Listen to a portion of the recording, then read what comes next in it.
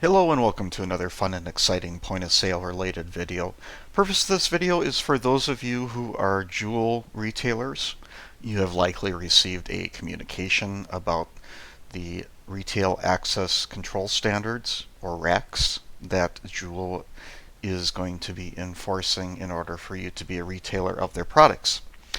Because many of you are using the Microsoft RMS point of sale software, wanted to quickly show you how to set some things in RMS to comply with the JUUL RACs requirements. This video will be in two parts. The first part here is dealing with enforcing purchase limits. The second part will be with age verification. So let's dive in right into Microsoft RMS.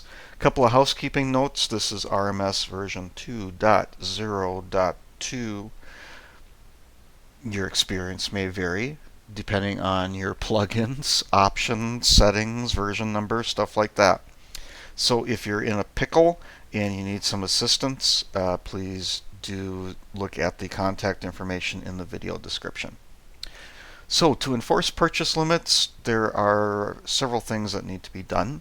So let's start with the first one here, and that is going to be setting it up so that a customer is required for every transaction.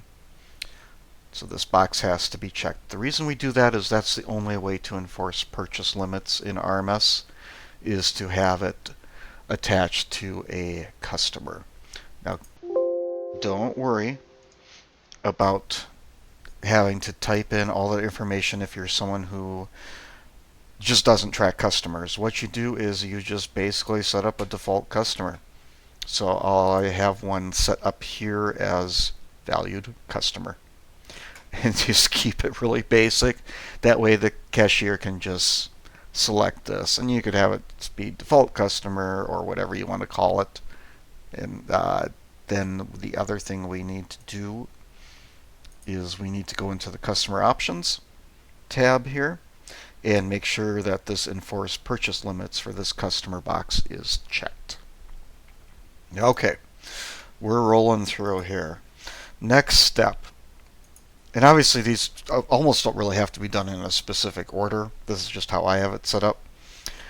Next step, database, limit purchases. Here's where we need to add items, and to have this work correctly, we need to be doing it limit total points to. So as you can see, I have my JUUL devices added here, and I'm going to limit the total points, or in this case, it's a 1-to-1, quantity 1 equals 1 point to 1. And then we have, best advice, have it set to enforce the limit per day.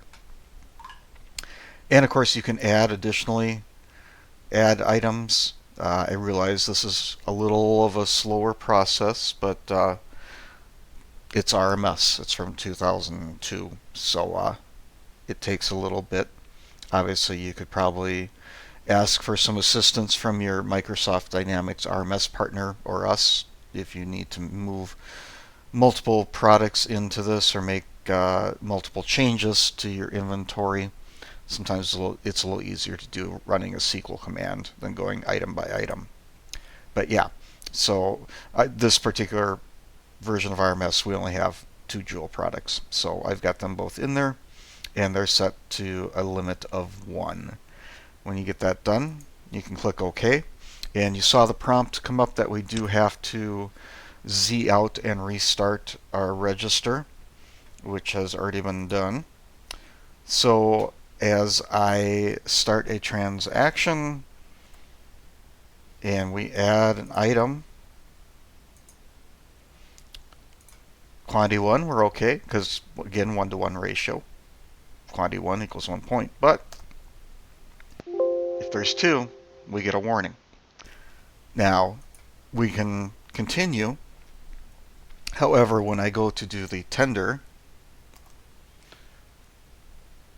it's going to ask me for an ID. I will get a validation error because RMS is checking and saying, hey, 2 is above the recommended, or the max.